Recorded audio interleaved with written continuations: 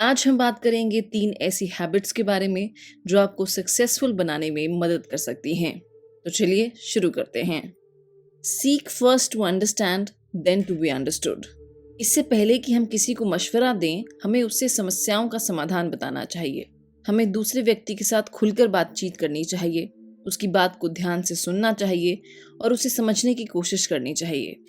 जरा सोचिए कि आप एक आंखों के डॉक्टर के पास जाते हैं और उससे कहते हैं कि आपको ठीक से दिखाई नहीं देता। अगर आंखों का डॉक्टर अपना चश्मा उतार कर आपको दे और आपसे कहे कि ये लो, इसे मैं सालों से इस्तेमाल कर रहा हूँ और मुझे बिल्कुल ठीक दिखाई देता है, इसलिए तुम इसे अपनी आंखों पर लगा कर देखो। जब आप डॉक्टर का चश्मा अपनी आंखों पर लगाते हैं तो आपको सब कुछ और भी धुंधला दिखाई देता है।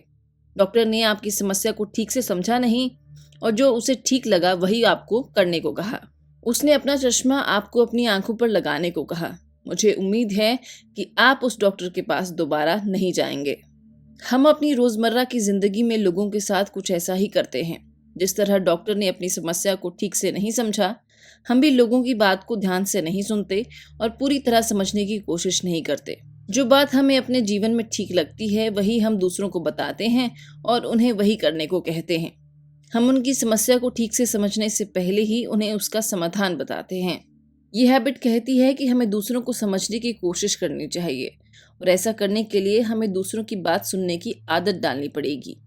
स्टीफन कॉवे कहते हैं कि आपने अपने जीवन के कई वर्ष पढ़ना और लिखना सीखने में लगा दिए, कई वर्ष आपने बोलना सीखने में लगा दिए, लेकिन फिर भी आपने दूसरों की बात सुनना नहीं सीखा। आप किसी एक तकनीक का इस्तेमाल करके दूसरे को नहीं समझ सकते। अगर सामने वाले को पता चल गया कि आप उससे जानकारी देने की कोशिश कर रहे हैं तो वो आपसे बात करने में सुरक्षित महसूस नहीं करेंगे और आपको अपने बारे में खुलकर नहीं बताएंगे। ज़्यादातर समय में हम लोग ये चाहते हैं कि सामने वाला हमारी बात को समझे और हम दूसरों की बात उन्हें जवाब देने के लिए सुनते हैं, समझने के लिए नहीं। दूसरों की समस्याओं को समझने के लिए हमें अपनी सोच को थोड़ा बदलना होगा। Empathetic listening. एम्पैथेटिक लिसनिंग का मतलब है दूसरों की समस्याओं को बौद्धिक और भावनात्मक स्तर पर समझने के लिए सुनना। लेखक स्टीवन कॉवी कहते हैं कि 10% बातचीत हमारे शब्दों से होती है, 30% बातचीत हमारी आवाज़ से होती है, 60% बातचीत हमारी शारीरिक भाषा से होती है। जब हम दूसरों की बात अपने दृष्टिकोण से सुनते हैं तो हम कुछ इस तरह से प्रतिक्रिया करते हैं। इवैल्यूएट। हम सामने वाले व्यक्ति की बात से या तो सहमत होते हैं या नहीं। प्रोब। हम दूसरे के दृष्टिकोण से नहीं बल्कि अपने दृष्टिकोण से सवाल पूछते हैं। एडवाइस। हम जीवन में अपने तजुर्बे के मुताबिक दूसरों को सलाह देते हैं। इंटरप्रेट। हम सामने वाले व्यक्ति के उद्देश्य और व्यवहार को अपने उद्देश्यों और व्यवहार के मुताबिक समझने की कोशिश करते हैं।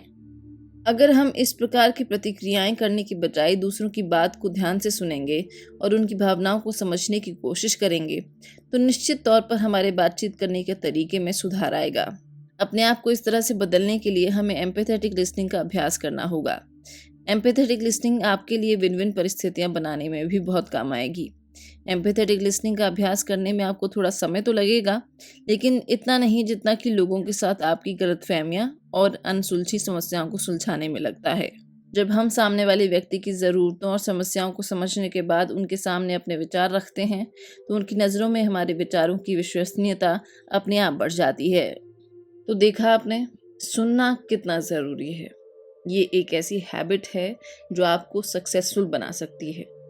सीक फर्स्ट टू अंडरस्टैंड, यानी पहले कोशिश करें समझने की, देन टू बी अंडरस्टूड, बाद में खुद को समझाने की।